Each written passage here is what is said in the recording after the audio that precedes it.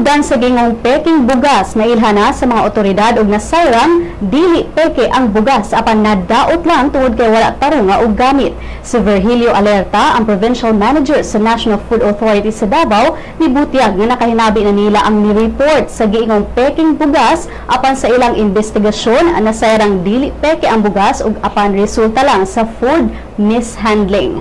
Si Senior Superintendent Joel Pernito, ang hepe sa CIDG Davao, nibutyag nga base sa ilang investigasyon o sa Richie Falye o Cesar Falye ang nipalit og 20 ka kilo nga bugas sa usa ka rice retail shop niadtong Hunyo 20. Gibahin ang bugas og gisud sa duha ka plastic bag, ang matag usa dunay na po ka kilo nga bugas.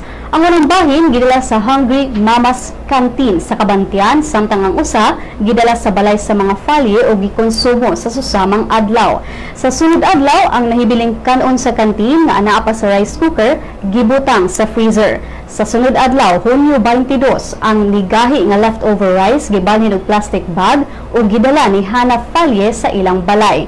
Nahibiling pakinis ang kanon sa dining table sa wala pa kini gibutang sa chiller. Ang chiller napaandar na human sa duha sad ka oras.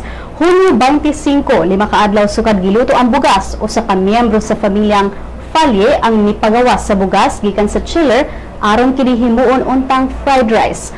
Hunyo 26, nitumaw na ang report sa gingong peking bugas ug ang source si Hana Falye kinsa nakahinabi sa mga investigador.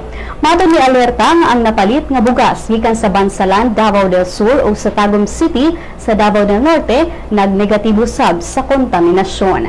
Sigon sa opisyal nga sa pagkakaron, temporaryong hunungon usa ang pagsusi sa investigation team tungod kay nakapahigayon na silang inspeksyon sa tanang rice retailers, warehouses ug rice mills. Diin gi-report ang giingong fake rice apan walay nakitang ebidensya nga magpangatuod nga peke ang mga bugas.